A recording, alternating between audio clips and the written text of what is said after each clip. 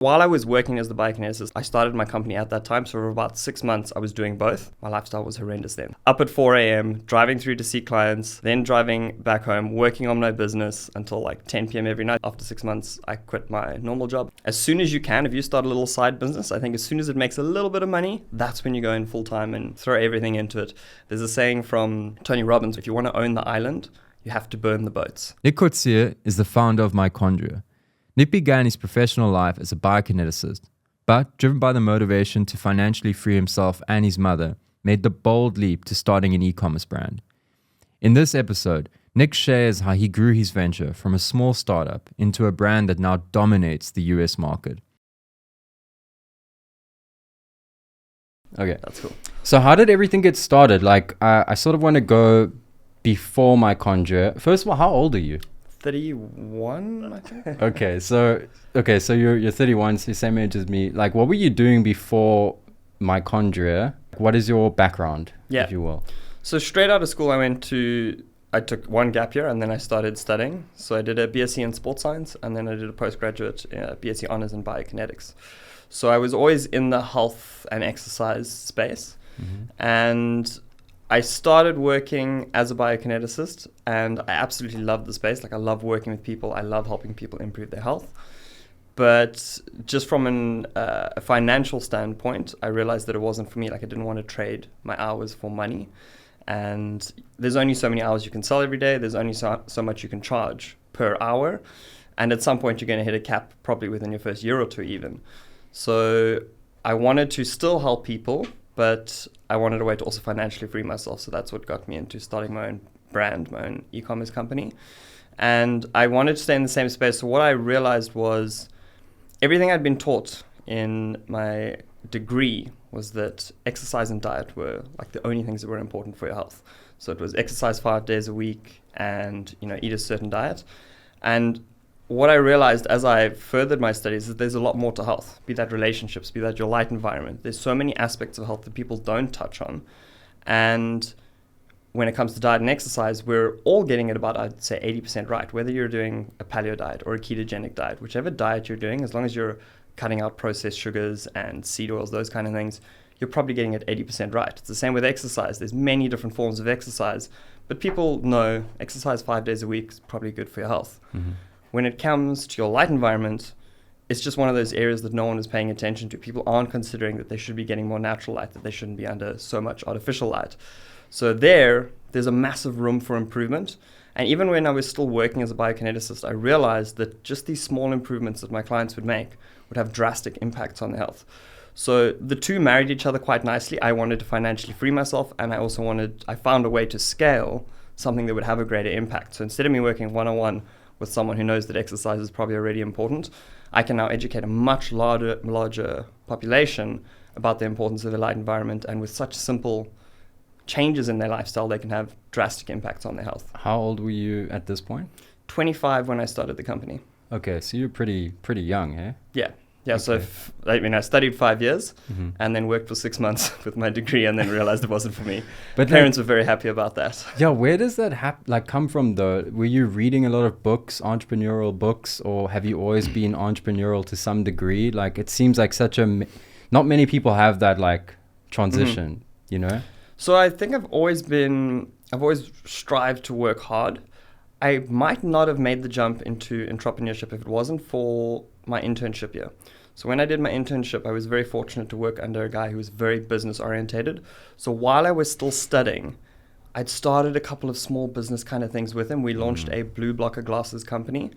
It was very small scale, but I quickly learned just in that small experience that there were other ways to make money that didn't involve working a 9-to-5 job or sweating out your hours all the time. And since I valued my health, I realized that if I wanted to be healthy, I still wanted to have free time to spend with my family and my loved ones, or to be outside in nature.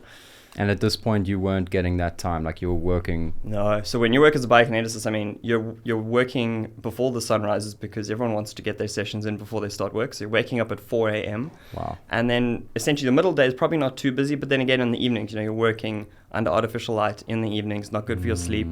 So yeah, the lifestyle that I wanted to live didn't marry very well with a 9-to-5 job. Talk to me a little bit about that transition. Like, how did you find out about red light therapy. Yeah. So I studied another course. I went overseas to Hawaii. It was a company called Functional Patterns. And in there, they had it's like a biohacking expert come and talk to us. And he talked about circadian rhythms and light and how important those were. And that's what opened my eyes to the fact that it's not just exercise. It's not just diet. And yeah, I started implementing some of those changes just from the course that I'd attended, realized how much of an impact it had on me. Again, I was still working as a biokineticist. So I started practicing these things with my clients. And crazy things, man. People would have back pain. And instead of just showing them exercises or just telling them about a certain diet, now they were getting more sunlight or they were using a red light therapy device. I wasn't making them myself, but they were using a similar product. And they were doing something like holding a light against their back for 5 minutes a day and their pain was going away. So at first it was just an experiment. And then I realized how much of an impact it could have. And then from there. So you actually tested the theory with your own clients, Absolutely. essentially. So you would recommend to them, hey guys, like try this out, and they did, and it worked. Yeah. So when did you figure out like, whoa, I can actually create the product, and why did you think you should as well? So again, it went along the lines of wanting to help a lot of people with an area that was underexposed. It really wasn't one or the other. So it wasn't like this is a great business opportunity and that's why I'm going to do it. And it also wasn't I'm just trying to help people and not make money. They just happened to marry really well together. So yeah, while I was working as the biokineticist, I started my company at that time. So for about 6 months, I was doing both. My lifestyle was horrendous then. So then I was up at 4 a.m., driving through to see clients, then driving back home, working on my business until like 10 p.m. every night. So my lifestyle then was bad, but it was 6 months of suffering. And then after 6 months, I quit my normal job and went full on into... Were you earning an income from your business? Not from my business, was probably costing me money. So I'd say for the first 6 months, costing me money, but because I was working other jobs, so I was dating my girlfriend and I at the time, between the two of us, we were working 5 jobs.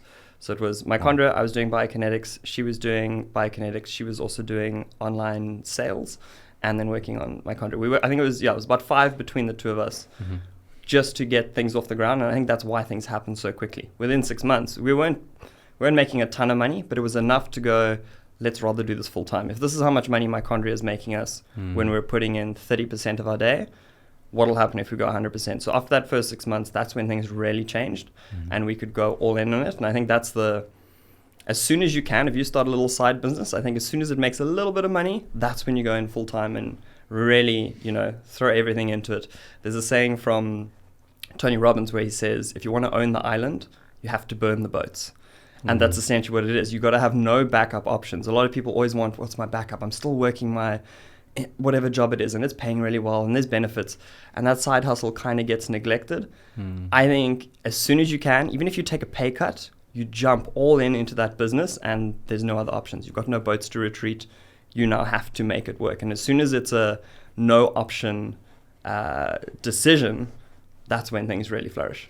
Because of course, so you built Mitochondria, which is an e-commerce store, right? Did you have any web design experience? Like, how did you figure that out? The University of YouTube. So everything was, how do I build a website? How do I do this on a website? And just figuring it all out along the way. So the first 3 years was basically me and then my partner at the time. We were just literally figuring things out in the wild. Yeah, and it's crazy. I mean, three years, absolutely. So after 3 years, I was already very knowledgeable in the marketing and web development space. If I had put that time, instead of studying a degree, I would have made a ton more money. It's crazy that, people think, hey, study 5 years and you'll make some kind of salary. You're probably still going to get caught in a 9 to 5 though. People will give up on their job, on their side hustle because it doesn't work out in a year, but they'll study a 3 to 5 year degree. Whereas if you put 3 to 5 years into any business and you really, teach yourself, even if it's self-education on that, I think you'll get a lot further. You can make more money than a doctor and work a lot less hours than a doctor does. So you were YouTubing, learning, you were teaching yourself essentially how to build this site. You were building the site. From what I understand from our last chat, you launched in South Africa, right? So in these 6 months while you've launched in South Africa, was it doing well here? I was doing all right. So it wasn't set up perfectly because most of our customers were in Europe. It was just through people I'd met through the courses that I'd attended overseas. A lot of them were physiotherapists and they would sell to their clients. So it wasn't the most ideal setup because we would then ship from South Africa to Europe. South African customs are terrible to deal with. So importing and export here cost us a lot of money. There was always issues. And then when COVID happened, it really put a spanner in the works and made things extremely difficult, but it made us pivot in a way that changed everything. So we stopped warehousing here in South Africa. At the time, we moved everything to the UK. So then we were shipping directly, within Europe to our customers. Everything we set up was offhand. So we did third-party logistic warehousing, which meant that we could essentially be anywhere. So we could still live in South Africa, charge European prices, and then make money from the European market, and then live here. And that was probably the first step that really ramped things up. Okay, let's take a few steps back. I want to quickly chat about the product itself, right? So the red light device. I would assume you didn't launch with multiple different devices, right? How did you go about finding this thing? How did you create it? Because I'm sure did you first do that and then launch the site? Did you launch the site first and then get the product? Like, how did that work? In the beginning, the very first thing we did is we dropshipped it. So we bootstrapped it. We found a product online that didn't have any branding on it that you could sell. So we went on to Alibaba.com, found something on there that we could sell. It's not the best way to launch a business. I mean, I don't know. It is a great way to launch a business. It's not a great way to sustain a business. So I don't think it's a very sustainable practice. As soon as you can, you want to build your own product. That's what we did after about a year and a half, 2 years. But in the beginning, we bootstrapped it, man. So we literally had a setup where we put the product on our website and people would come and pay $300 for the product. We would then pay our supplier and then they would ship directly to the customer and then we would keep the margins in between. So it was a very lean startup in the beginning. Not the most ideal because you don't have your own branding. You can't really customize the product, but it's a low risk way to enter into the business market in the e-commerce space. Because at that point, I suppose your only expenses was running the site, building this. Well, you did it yourself, right? Yeah. Yeah. So not even that. So it's basically very minimal amounts of capital needed. Yeah, your costs are like, what is it to run a Shopify store? Your domains, those kind of things. Your most expensive cost is your time, and I think when you're starting a business, that is the resource you should be spending. So throwing as much of your time into that, but you can make it very lean in terms of finances, but just throwing in the hours is a great way to make it work. So you were drop shipping in the beginning, and then where did the transition to creating your own product come? How did that come about? Yeah, so we found factories in Hong Kong and we just said we wanted to build our own thing. We got engineers involved. They actually had a whole team there. How did you find them? Through Alibaba, we knew other contacts through there. Okay. Yeah. So like you spoke to people you knew already, they put you in touch with people. Exactly. So we found one of the top LED companies in the world actually that's there. They make some of the best LED lights. And then we built our own product through there, R&D. Because they're, when you're drop shipping, essentially you have to use whatever product there is. What we've built now is one of the best home use products in the world. You can literally compare it to the clinical studies. You wouldn't be able to find something like that to drop ship. So there's very specific things that we wanted in a product, and you can only do that when you are designing your own product and you're ordering in much larger scale. So you reached out to these people, you told them that your idea, and then what made them do it?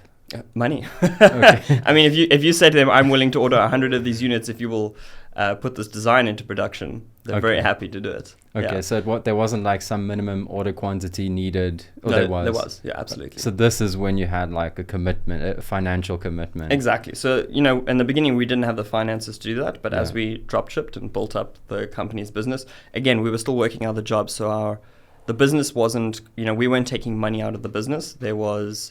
Our living expenses were being covered by our other jobs. So all the money that came into the company, we kept it within the company until we could get to that point and then build our own product. And what sort of capital would it take to build your own product? But just like roughly speaking for our listeners, what kind of money does it take to...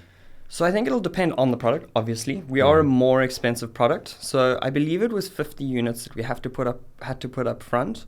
And the first product range was probably costing us about $200. So 50 times 200, 5,000, probably $5,000. So you're probably looking at about 100,000 Rand in the beginning.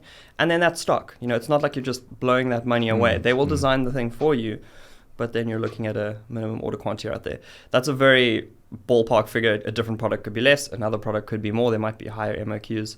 So yeah, I would say 100,000 is probably a starting point, but you don't need to launch your business like that. I could imagine like you put a lot of money into this and you've never done it before. So like how did that process work for you? Look, in the beginning, Was you it can smooth? you can still use. It was very smooth first. You can still use certain platforms like Alibaba to do your payments. So you always have that security that if anything went wrong. And then we shipped from there to our warehousing, and then everything was very secure. Wait, from there. What do you mean you could do your payments through Alibaba? So you pay the factory to make it. So they will say, cool, we'll do this for you, 50 units, this price. Through Alibaba, but you can pay do it that. through them, and then there's assurance on those. So if they didn't deliver or whatever it is, you could claim directly back. It's not like there's no protection for you there. Right. Okay, sorry. I thought you started with Alibaba and then you got contacts through Alibaba and then went your personal route. Almost all the factories in China will still take payment through Alibaba in some form. Yeah. Okay, security for them, I guess. Security both sides. Yeah. Okay, that's interesting. So you get the product made, you get it shipped down to you in South Africa, right? No, at that stage we were in the UK. Okay, so you were only drop shipping in South Africa. Yes. And Europe. Drop shipping, we brought a little bit of stock in here.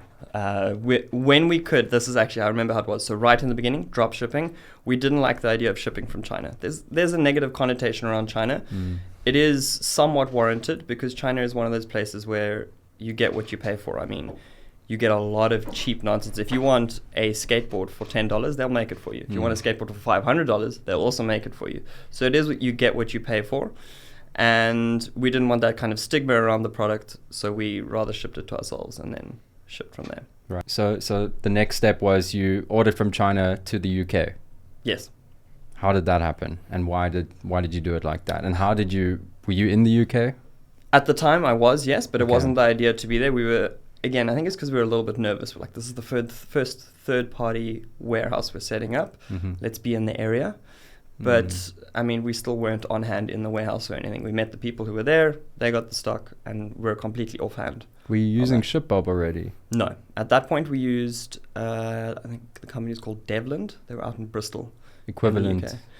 Kind of. Not on the same scale as ShipBob. ShipBob's phenomenal. They're worldwide. I mean, we've just started using them now in America, and they're insane. There's 15 or more warehouses in America, so we can keep stock in multiple places there.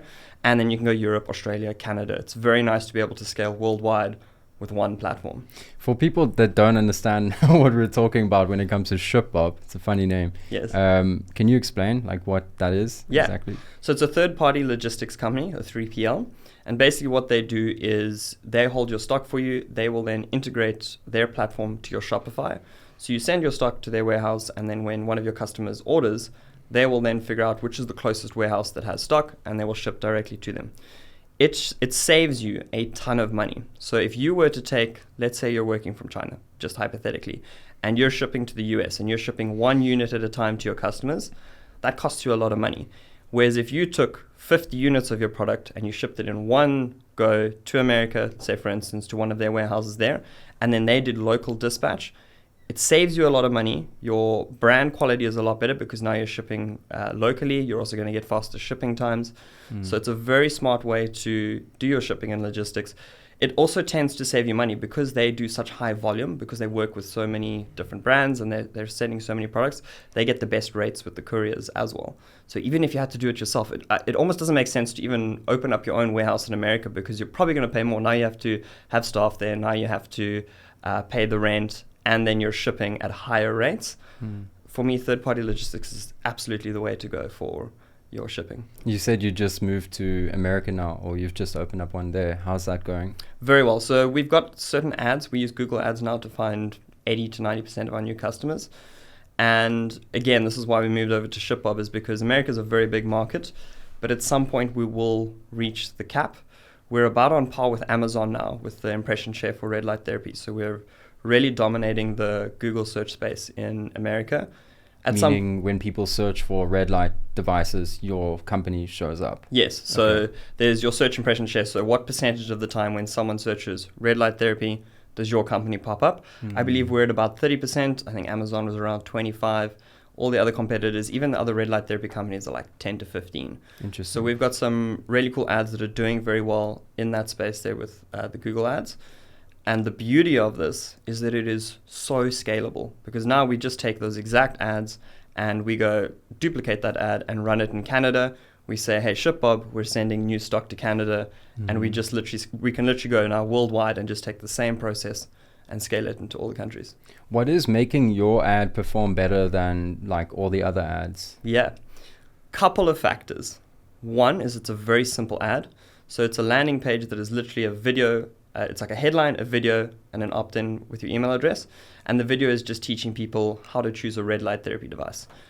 And this is a very, very important thing. The biggest change we made, where we saw the biggest improvements in our marketing, is when we stopped trying to create customers. So instead of trying to teach people what is red light therapy, why is red light therapy good for you, those kind of things, that's what we used to do, especially with Facebook ads, trying to tell people the benefits of red light therapy.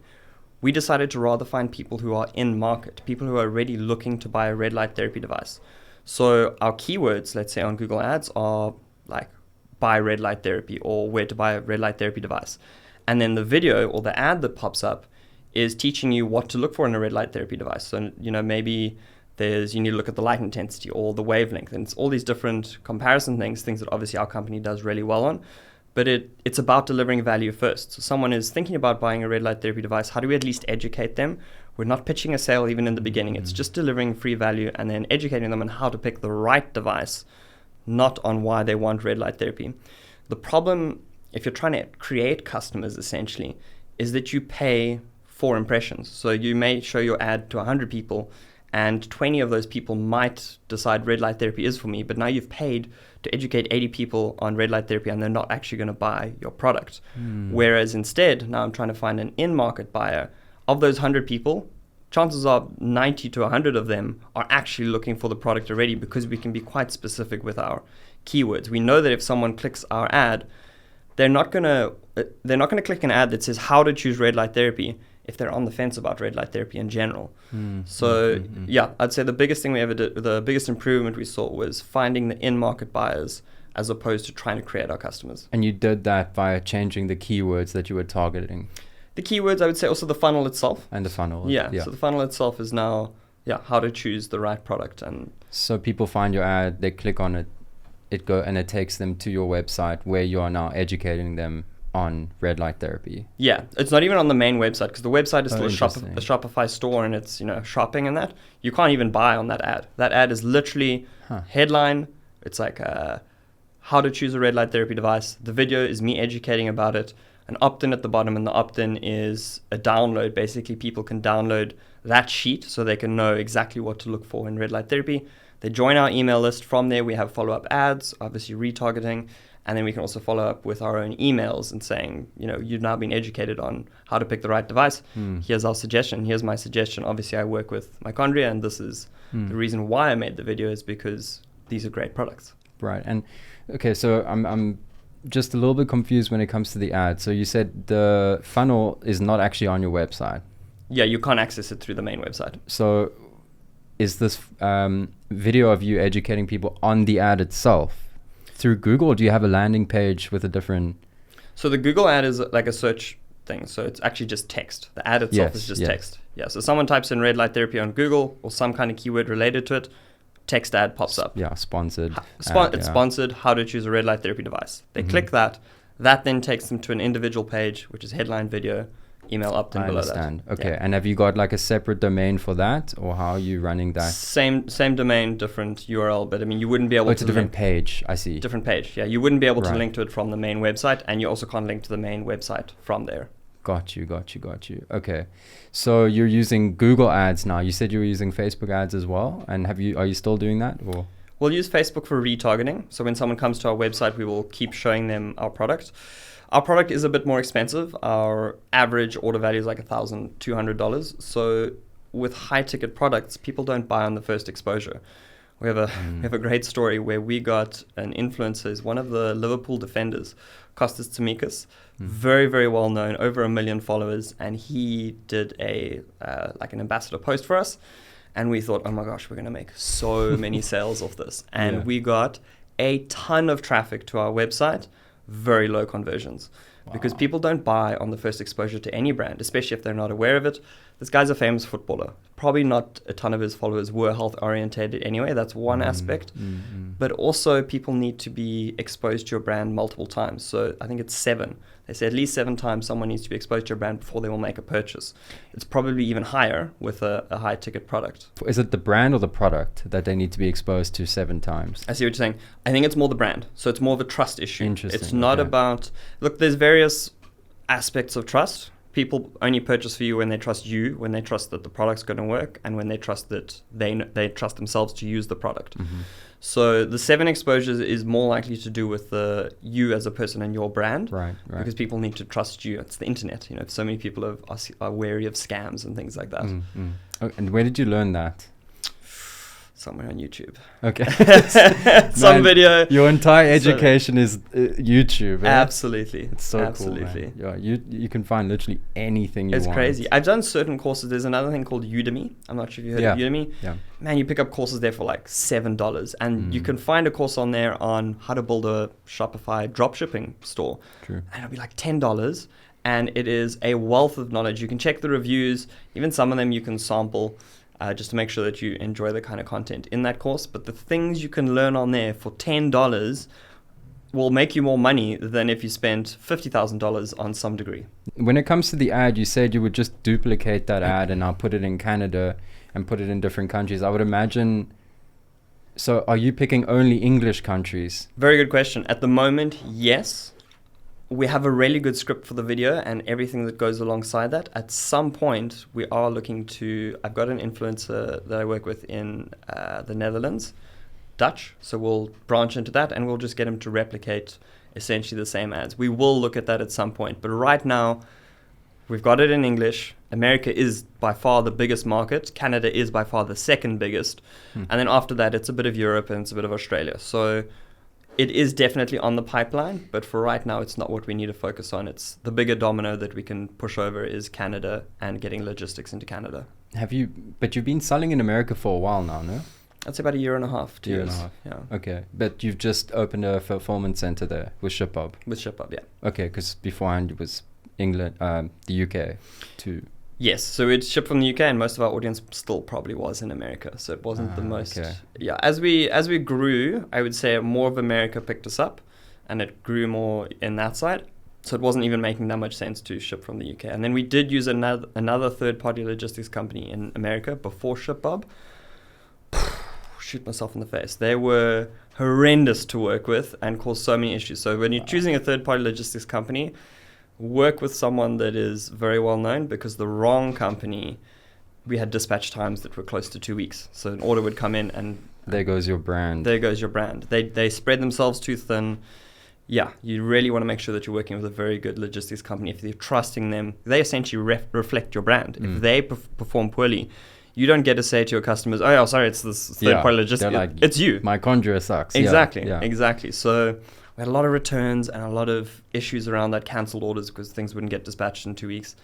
Hurt your it hurts the bottom line. I'd rather have a much better delivery service with ShipHub. I think we even get dispatched. Normally it's on the same day. If someone orders before a certain time, it'll literally get sent out the same day. They get their tracking number and they'll get delivery 2 to 3 days later. On the note of pain points, is there any story that comes to mind when you think, wow, man, how the hell did we get through that? Ooh, good question. Because it's starting a business and running a business is hard, man. Yeah, there's so many. I mean, honestly, in the first 3 years, it was an occurrence every 3 months, thinking, how am I going to make it through this? And I think the biggest thing was just always, we've come this far. Can't pull out of it now. I'm not going back to working a job for someone else. But I think it was just, you hit quiet times. COVID was obviously a scary one. COVID wasn't terrible for us. The biggest issue was figuring out logistics, which was extremely difficult. We're thinking, we can't ship out of South Africa now. There's nothing happening. What are we going to do? During COVID, we can't make money. So that forced us to make decisions, but it worked out. I think that other than that, there's just quiet times that there's been, where before we were doing paid advertising, we were very much the hustle mentality. And it was make an Instagram post every day, do a YouTube video. And what's interesting is my busiest times were when we were making the least amount of money. Because then what I would do is, we're not making enough money. What do I do? Now, every single day I'm going to make a YouTube video. Every single day I'm going to make an Instagram post. And it forces you to, really get your hustle out and put in the hard yards. And that was quite a regular occurrence. I can't specify one of those, but in the first 3 years, that occurred a lot. That's what you were doing. Business sucks for the first 3 years. Yeah. When did you figure out that ads was like this, the way to go? Yeah. I'd always tested it. So I don't know who told me this, but there was a marketer who spoke about with ads, you're essentially testing to create a system. So you can go on low budget, but if you figure out that if you spend $10 per day and you make $20 back, all it is after that is about scaling up the ad. So we were literally, I'd say even from the second year, testing ads all the time, trying to get them to work, low budget kind of thing. So we'd spend like $10 a day and just trying to figure out what would at least have a good return on ad spend, ROAS. And as soon as we got the funnel that we're running now and we're like, oh my gosh, we're getting 4 times ROAS over 7 days, we just went, okay, well, instead of spending $10 on it per day, why don't we spend $500 on it per day? And the same thing then holds true. So it was always a background test. I was doing the hustle to make ends meet, but it was never my long-term goal. I didn't want to hustle forever. So I hustled the company to keep it afloat, but in the background, always testing. Even if it was costing us money, we were testing ads, trying to figure out what worked. We hit the jackpot. We found something that turned $10 into $40 over 7 days, and then we scaled that and started spending hundreds of dollars on that per day. So it's mostly about that funnel, getting that funnel correct. Absolutely. Yeah. And I think one of the most important things, there's a very good book called The Lean Startup that talks about this. The most important thing with any business is that you're always experimenting. So a lot of people are thinking, when I launch my company, everything needs to be right from the get-go. You don't know how your company's going to do. You don't know how customers are going to respond to your product. You need to always be testing things. So for instance, on the landing pages, we would test different headlines. We would test different videos. I'd reshoot the video and say the script slightly different. I'd reshoot the video and have a different backdrop behind me. Different clothes even. I was thinking like, what color is more, do people trust more? Like people trust a light pastel kind of color more. I'd test those kind of things. And then from those split tests, you start making decisions. So where the ad in the beginning is costing you money, you start making these little changes and now it's 10% better, it's 20% better, and you just keep improving like that. So there's little micro tests on the funnel, on your email process afterwards. So if someone signs up, they get a certain email. You're split testing that in something like Klaviyo, where half the people receive one email, half the people receive a different email, and you see which of those does better. And it's those micro optimizations that add up, and essentially after that you get a funnel that is highly optimized and that is profitable. Wow. Man, that's interesting. And now you've found the magic combination, the formula. And we're still testing. We'll still test new videos. We still test new scripts and things in there still today. So you basically, you're changing something intentionally and then looking at the performance. Like, are you making notes of that? Do you use like a program to like that tells you automatically, hey, this is performing better because of that? Or how are you tracking it? So it depends what you're testing. And obviously when you've got a big funnel, you can't test too many things. If you test 2 different landing pages and you test 2 different emails later on, you got confounding variables. So one of those funnels might look better because that side just happened to get a better email. So you're always testing one thing. But so for instance, for our landing page, we test with something called lead pages. And essentially it's the same URL, but 50% of the people go to one page, 50% of people go to the other page. You let that test run. You don't change anything else along the pipeline. So you're not changing the emails. You're just testing that out. And then you look at what is your metric. So are you looking at how many people opt in on that page? Maybe that's your metric. How many people purchase in the long run? It depends how much time and how much budget you've got. When we first started, we were going, how many people opt into this page? And then that split test would run. Ideally, it's not the best way to test something because maybe a ton of people opt into one page and it seems better, but maybe it doesn't convert to as many sales. So maybe people will add the email address, but they won't necessarily purchase. You might be getting low quality leads on that page. When you have a higher budget, then you can go, okay, now we're going to run that test and see which one gets the most conversions. With us, it's obviously tricky. We're a more expensive product, so you have to have enough conversions to be able to actually look at the data. If you have 20 sales, you can't make a decision. I mean, we still to this day, we run tests for months, and then we'll go and make decisions based on that, because we now look at the amount of conversions per different funnel. So it depends on what you're testing. Again, if it's on a website, it can be something like lead pages. There's many different web page builders that you can test things with. Something like Klaviyo, very easy to do, test your emails. So someone opts in, and then you can run little split tests. Half of them receive one email, half of them receive another email. Then that's another thing you can test like that. What was the feeling like when you got that first sale? Ooh. Do you use Shopify? No, I don't. Okay, so with Shopify, it's got a mobile app as well. There is the sexiest noise. When you make a sale, it goes ka-ching. And it's like this dopamine hit. I'll tell you a funny story about this as well, but it is such a good feeling, especially when you've been putting in hard work and you're like, I don't know how ends are going to meet, and you're just sitting somewhere and you're stressing and you just hear your phone ka-ching. Yes. I would sometimes, we wouldn't be making sales or whatever. Let's say it was a very quiet time and I'd be so frustrated. I would go onto YouTube and I would type in Shopify sales noise. Oh, no way. Put some headphones in and I would meditate, cha-ching, cha-ching, listening to that noise. And like I would manifest, I'd be like, that is what I'm hearing right now. My mood would skyrocket and I'd get so motivated because I would literally like anchor myself into that state of hearing the sale. So that noise still today, I'm like Pavlov's dog where they ring the bell and the dog starts salivating. Yeah. That noise goes off and I'm like. But it's a live noise. So every time you get a sale, you get that noise. Absolutely. Damn, man. Yeah. Like, what if you're making thousands of sales a day? You just get ka-ching, ka-ching, ka-ching. Yeah. I had a friend who had a smaller e-commerce brand and his phone was constantly, he was selling like $20 products. Wow. And he was going ka-ching, ka-ching, ka-ching. I get 4 or 5 of those a day and I'm very, very happy about it. Yeah. Man, that's smart though, hey? Like, they're really trying to drive forward that... they're trying to make you want to sell. Absolutely. Because Shopify make money, right, per sale? Like, yeah, they take a percentage of transactions. Okay, so the bigger your site, the more sales you make, the more money they make. Is it like a large amount, would you say? I believe it depends on which package you're using with them. So there's like a basic, a premium, and a plus, and then those cost more money for that specific subscription on Shopify, but then the transaction costs go down. So I believe in the beginning it's 3% transaction fee, which is not a lot. You also then pay a transaction fee to your payment provider. So we use Stripe. Somewhere here in South Africa, you might use something like PayFast. They will also take a percentage. So you're probably looking at about 5% of that just disappears. If you're using something like PayPal steals money from you. I had a look the other day. We made a $3,500 sale. We cleared $3,000 from them. So they took $500 from that sale. And they're very sneaky about it. So what they do is you make $3,500 sale and they're so naughty. We get paid out in British pounds. So the customer pays $3,500 and then they say, okay, we're taking a fee and we're taking $150. You're like, that's not too bad. So you get $3,350. Cool. Then they pay you out in pounds and they do not convert it the right way. So they say, okay, $3,350 is 2,400 pounds. You take that 2,400, you put it into Google and you check what the currency conversion is, and it's like 3,000. So they just do horrendous currency conversions. So they charge you for the transaction and then they just do very bad transactions. Obviously, you can't say Google's not the perfect like currency conversion. There is still a little bit of a fee.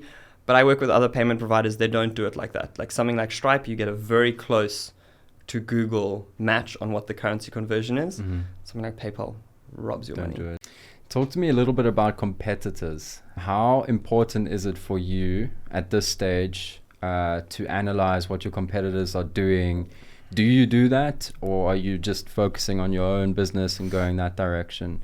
That's a good point. I think in the beginning, we looked a lot at our competitors.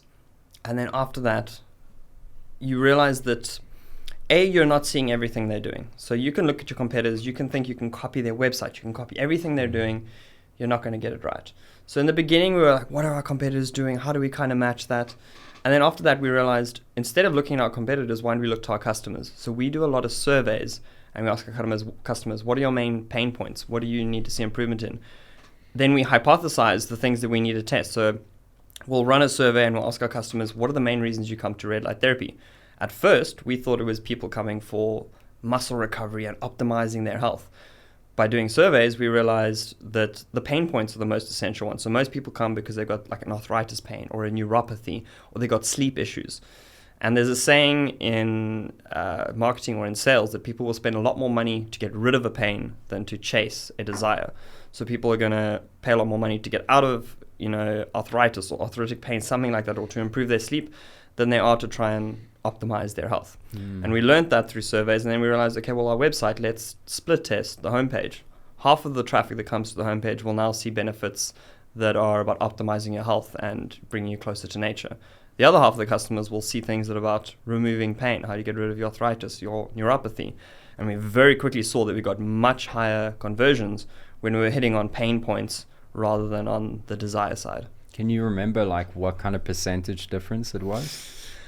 I think it was, in the conversions, I believe it was about 0.5 versus 1.3% conversion. So basically more than double. Yeah. So you were getting 0.5 conversion rate on beforehand. Desire, and then going up to 1.3%.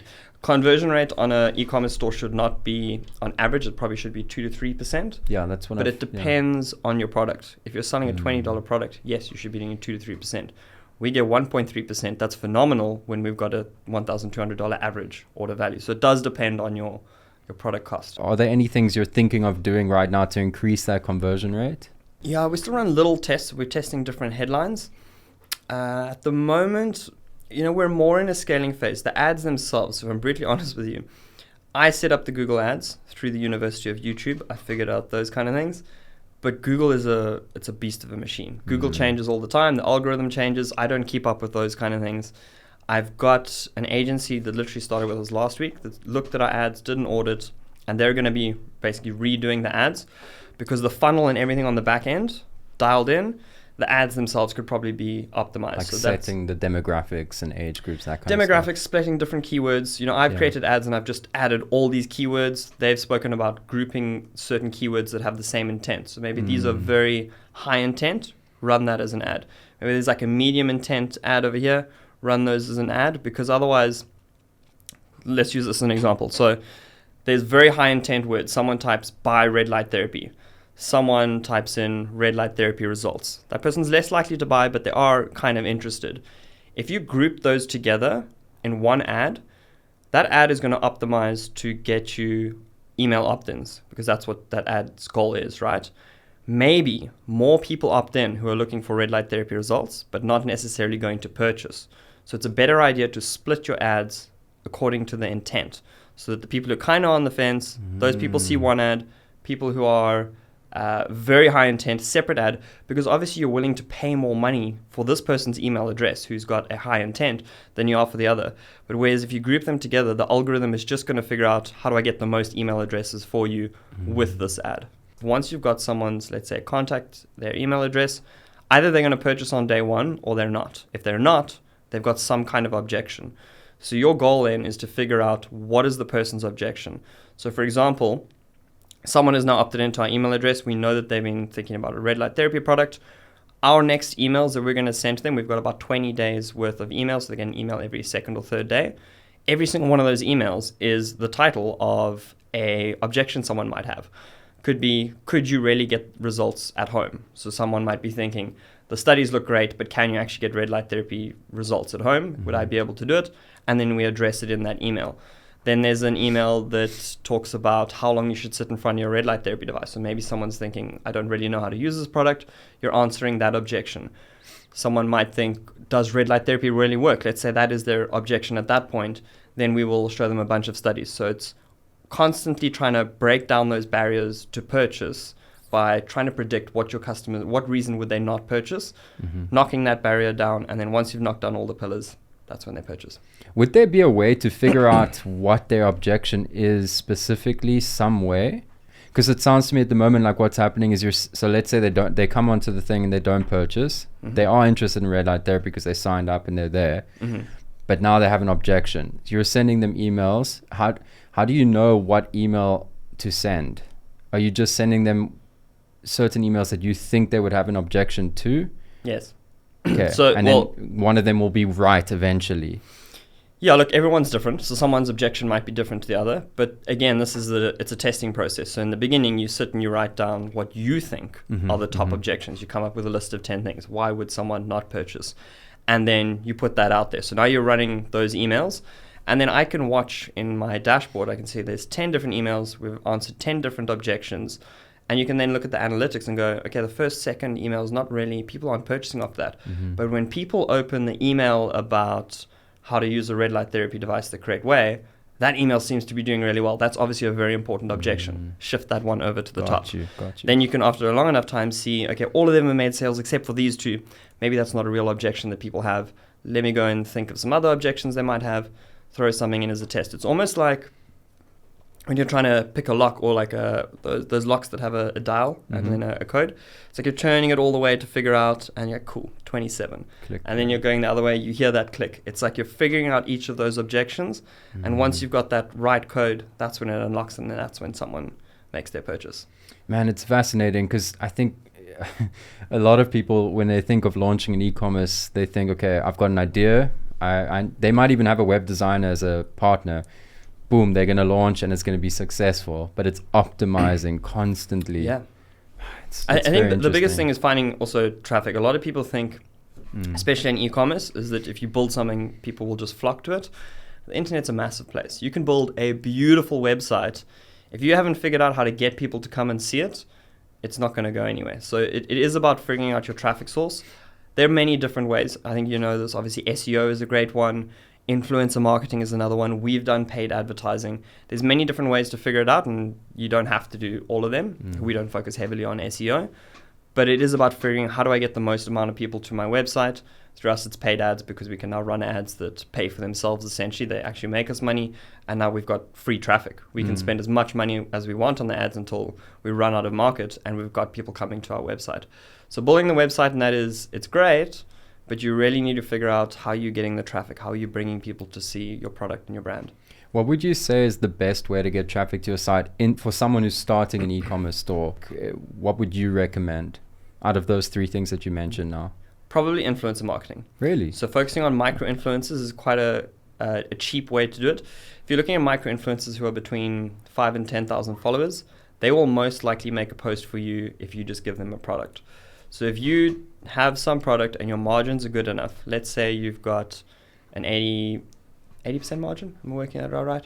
So if you give a customer a product that costs you $10 and you're selling it for 30, say for example, that means you can give away 3 products and you only need to make 1 sale in order to cover your costs, which is highly unlikely. So it's more likely that you would sell more. So if you're dealing with a bunch of micro influencers and you're sending them free products, they're making posts, that's probably the best way to get your initial traffic. And people are also more likely to buy from their favorite influencer or someone they're following because they trust them. So now you don't have to build the trust. The influencer you're working with handles that for you. So you just reach out to them on Instagram. You're like, hey, there's a very cool website called Fiverr. I mean, it's Fiverr or Fiverr. And you can literally go on there and type in influencer list, find me influencers on Instagram, and it'll cost you something like $20, and they can find specific influencers in your niche, a certain thing, whether you're looking for carnivore influencers. They will find you a ton of influencers with 5 to 10,000 followers that you can then get this long list, and then your job is grabbing those email addresses or going onto Instagram, sending them a message, hey, this is the product that we do, I'd love to work with you, whatever your script is that you go with there, and then sending them some free product. Have you done that? Or yeah, big time. So I even automated that at one step. So I had a personal assistant who was going onto Fiverr, getting the list, using my Instagram account, reaching out to these people, vetting them, and then sending products. Yeah, you've got a lot of followers on TikTok. How did that happen? Because I've looked at your TikTok and it doesn't seem to be mitochondria related only. You seem to be doing a whole bunch of wellness related things. Where's that coming from? So TikTok was always just a bit of an experiment for me. It was, in the beginning, there was a lot of organic reach with it. I would talk about a lot of different health topics, and I gained a bit of traction. So I got, I think, like 2,000 followers just by making posts about health. Then I made one video in 2021, I think it was, and it was about how I don't wash my hair with shampoo. So I made the no shampoo video, and it went wildly viral. It's got like 14 million views on that. And it was featured on Lad Bible, 10 different news stations across the world. I was interviewed all over the place about this thing. It went ballistic. Like my DMs, my message, still to this day, actually, I still get traffic to that thing. People messaging me about their hair. And it was just about the fact that when I was about 21, my hair started receding. Yes. And one of my theories at the time was that it was the shampoo and the chemicals that I was putting on my head. I noticed my hair would shed more after using shampoo and chemicals. So I stopped washing my hair. My hair was greasy for like a month, and then it got really healthy. And then I found out that there's a whole movement called the no poo movement, no shampoo. Terribly named.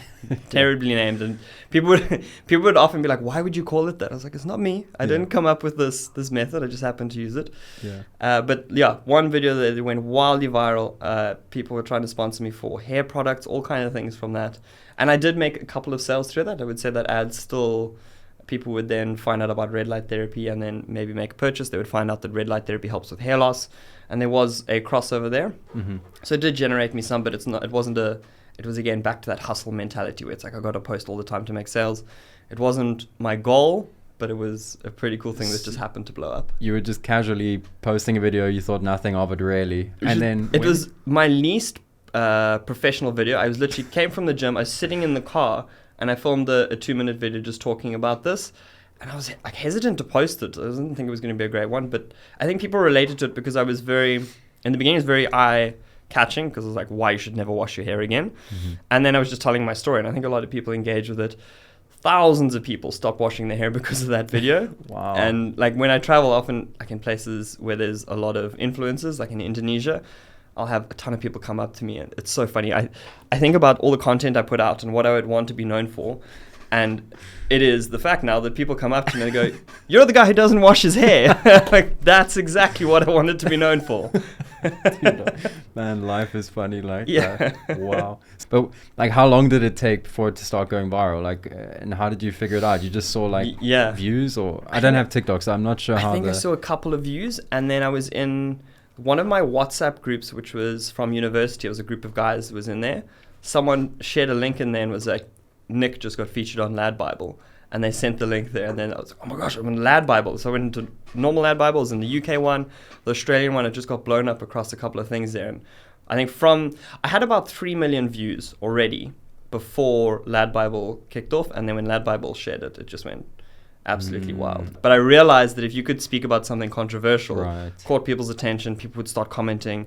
And, I made a video about no shampoo, and then people would lose their minds over that, about how you have to have shampoo in your hair, you have to be clean in your hair, even though shampoo was invented in the 1930s. But people would lose their minds, the fact that, people would call me a liar. People saying, no, there's no way your hair looks too good. Your hair is healthy. You're lying. You must be washing your hair at least every day. People would lose their minds over it. So do you wash your hair now? Or no, absolutely not. Not at all? No. If I go for a haircut, sometimes not by choice. I haven't had a haircut in a very long time because I've been growing it out. I haven't washed my hair in over a year. Yeah. Okay. Doesn't smell, not oily. Yeah. By the way, I'm the same. I don't wash my hair ever. Yeah. It's pretty logical. You look at like a lion, they've got a beautiful mane. They don't use products.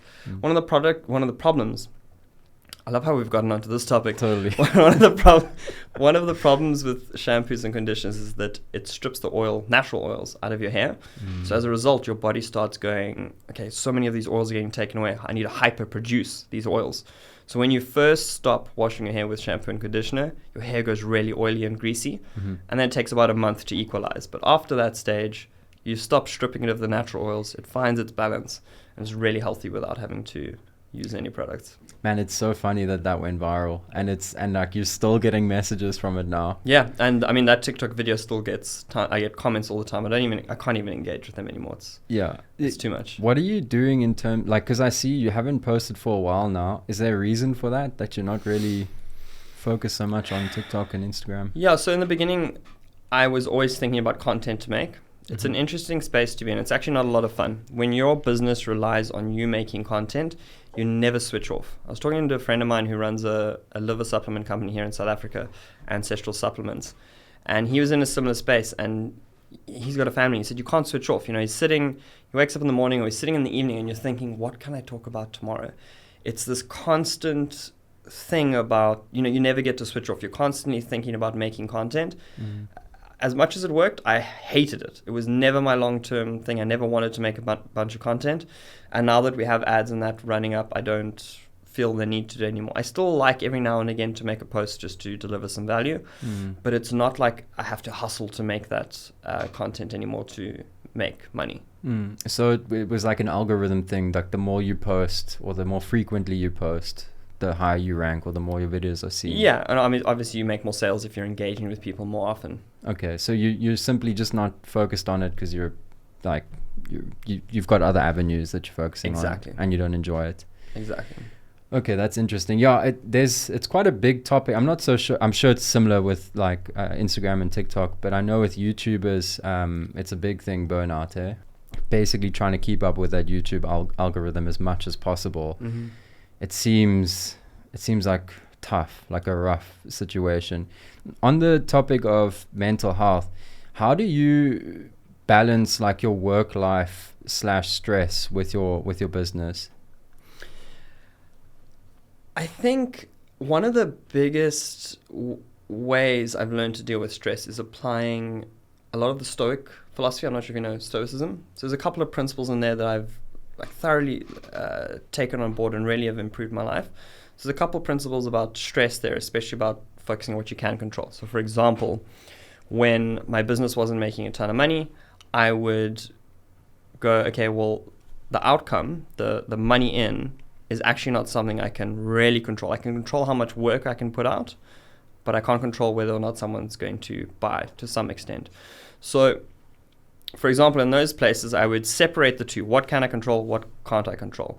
And I would go, I can control how much work I do today. I cannot control whether or not someone is actually going to make a purchase. So I would start my day, go, okay, I want to make one YouTube video. I want to send out one broadcast email today. I would do those two things. Whether or not a sale happened, I would be happy with myself. I would make that video, I would send out the email, and I'd call it a day. So I think the biggest thing for my mental health is separating those two. In terms of the balance between the two, yeah, it's just about dedicating the time to each. My morning routine is very much my own. I don't jump into work before 9 a.m. I'm doing a cold swim in the morning, getting an exercise in at the gym, maybe doing a bit of a sauna session, having breakfast. Like there's a very structured routine that I have in the morning.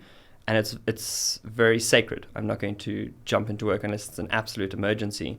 Mm-hmm. I'm not jumping into work in that stage. So I think it's about keeping the balance between the two. And that, sorry, go ahead. No? And that wasn't what you were doing in the beginning, right? When you just started, no, there was no balance. When we first started the company, I was living in Somerset West, and I was seeing my biokinetics clients at the waterfront. So I'd wake up at 4 a.m., drive to the waterfront, see my first client at 5 a.m., see most of the clients until about 9 a.m., have a bit of a break then, and probably work actually in that time at the waterfront, see my afternoon clients, 5, 6 p.m., drive back through to Somerset West, get home, eat dinner, work until 11 p.m. No balance. No balance. Every day for 6 months. No balance. Sundays was great because on a Sunday I didn't have to go and see clients. So I just work all day on the company. What do you think drove you to do that? Like, it seems like many people in that situation would be burnt out pretty quickly. Mm-hmm. So what made you push through? Yeah. So when I first started e-commerce, I did a course through this guy. He's one of the best e-commerce or marketing guys in South Africa. His name's Ryan Sletcher. He was called The Professional Vagabond, was his business then. Mm-hmm. Long story, but that guy is now my business partner. We've actually come full circle. But anyway, I did this course through him on how to start an online store, essentially. Mm-hmm. And something he made us do in the second week of his course was to write out your why statement. So he said, if you have motivation, that's great, but motivation is fleeting, especially when things get hard. So your why statement, you write down the reasons why you want this business to work. And then when times really suck, you can reflect back on that. So for me, I wrote down this list of my why statement. It was to financially free myself, to be able to spend my time doing what I want. I wanted to financially free my parents was a big one. On this list, I had one of the points just said grass-fed / free range. And basically what it was is that I wanted to be able to afford high quality food that was good for my body, good for my health.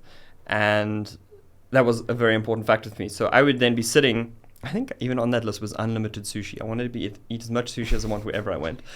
But those were kind of the funny ones. But when my business let's say I'd hit a hardship, I would then look at that list and go, as much as this sucks, I have to go through it if I want to financially free my mom. Mm-hmm. And when you look at that as a why statement, it's very easy to carry on what you're doing. So you would actually, in those moments where you're like, oh, man, this is tough, you would look back Absolutely. On what you wrote on down. Our fridge. We had the list of 5 different things. It seems like a lot of the things you're mentioning are quite financial. why would you say that is? Like, what was your upbringing like? Not a lot of money. So I was raised by a single mother. So I think finance was always a bit of a tricky one. But I've never viewed money as an evil thing. I think money can be evil, but money amplifies whatever kind of person you are. So I am not going to use any amount of money to be an evil person to control other people. But having more money means I can work less. I financially free my mother a lot now. I get to spend a lot more time with my mother. I can drive through middle of a Tuesday and go and see my mom. She's got less work now as well, so I can spend more time with her. So the goal was always to be able to be more healthy, and then to spend more time with loved ones and live a good life, essentially. What was her thoughts surrounding this business decision that you made? My mom has always been very, very supportive of me. So everything I did, she believed that I would achieve it. I never had any doubt from my mother or from my father.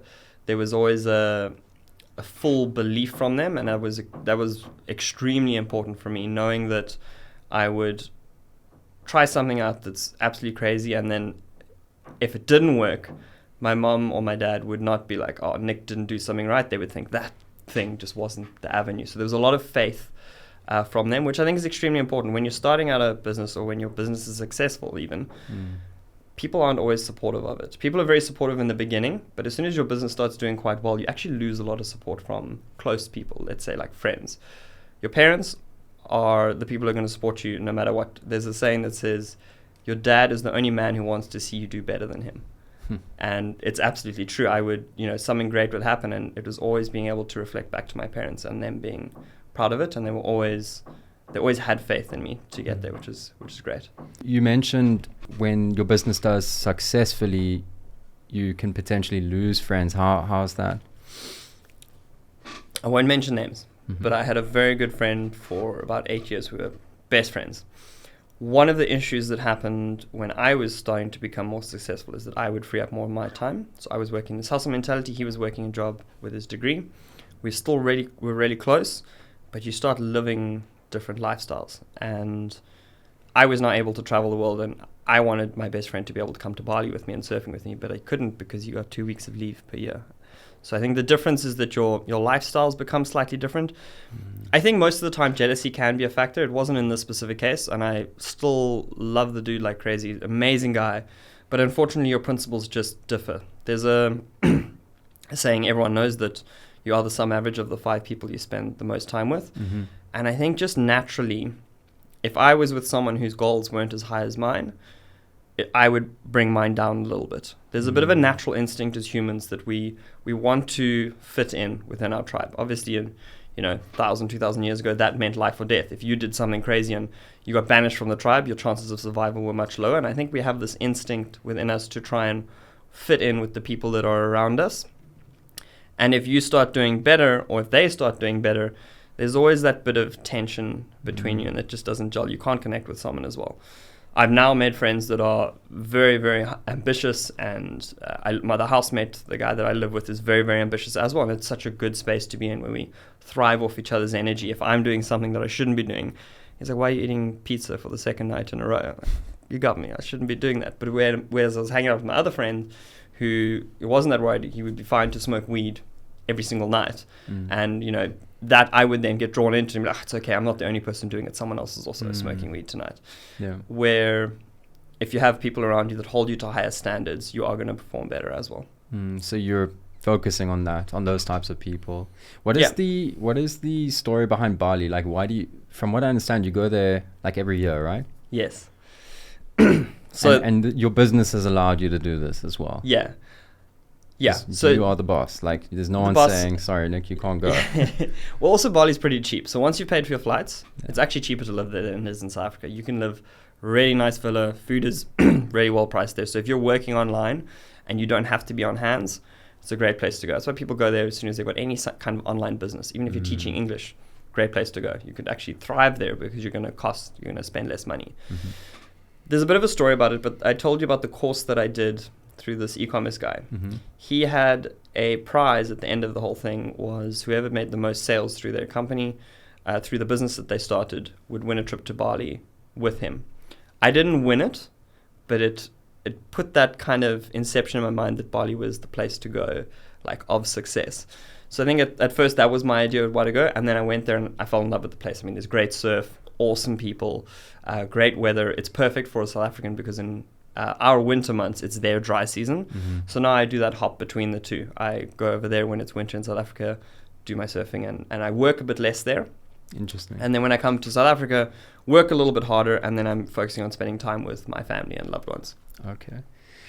Interesting. So you're going to Bali in like 2 weeks, you said? 21st of April. And when you went there the first time, did you like just go there alone, or did you go with like mates, or you met people there? We actually went there for a wedding. So it's this is a very interesting story. So we went there for a wedding. We're there for 2 weeks, I believe it was. Went up for the wedding. The wedding happened. Everyone came back. There was about 10 of us that flew together there, came back. Got back here on the Friday. And as I got back here, I realized I'm not meant to be back in South Africa yet. So I got here on the Friday. The Saturday evening, I flew back. So I did 20 hours flying. Wow. First from Bali to South Africa. And the next day, hopped back in a plane, went back over, and then stayed for like 6 months there.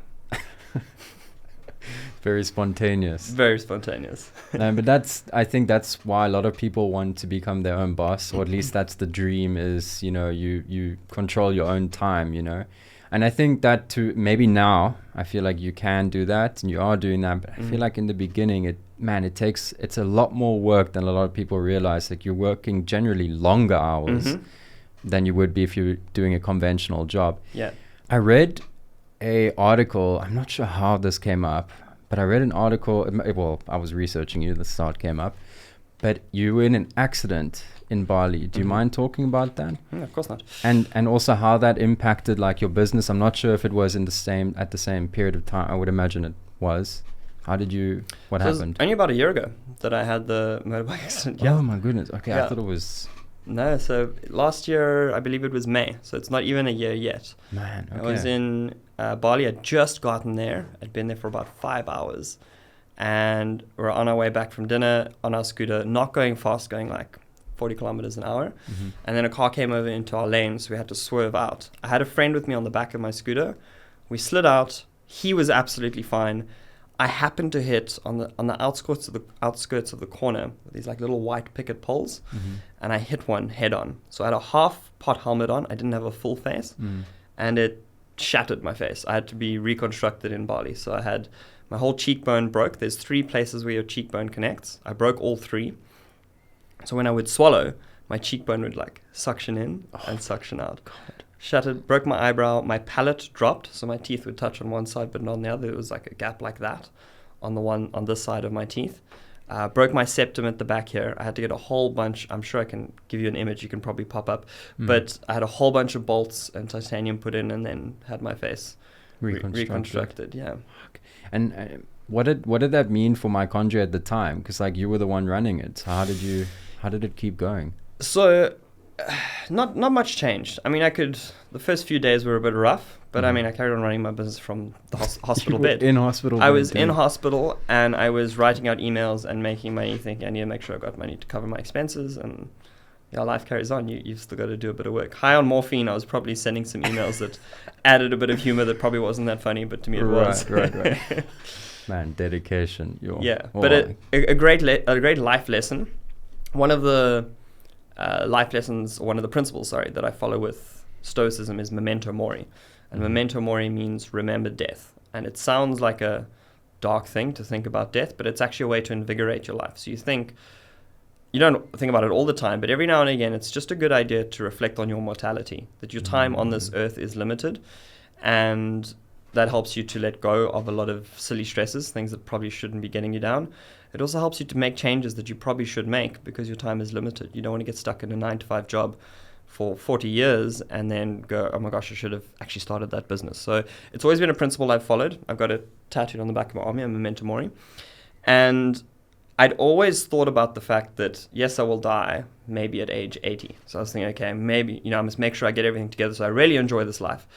But that event was a very real awakening to the fact that I might not make it to 80. Like you got to be aware that anything could happen.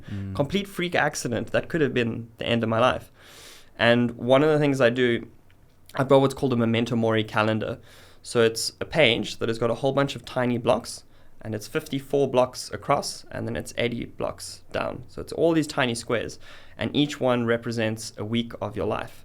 So every week you color in one of those blocks. So I've got 80 years worth of week blocks, and I've colored in a certain portion of them, and then every week on a Sunday I will fill in one block, and then I will reflect, okay, I've lived that many years, this is how much I could have left potentially.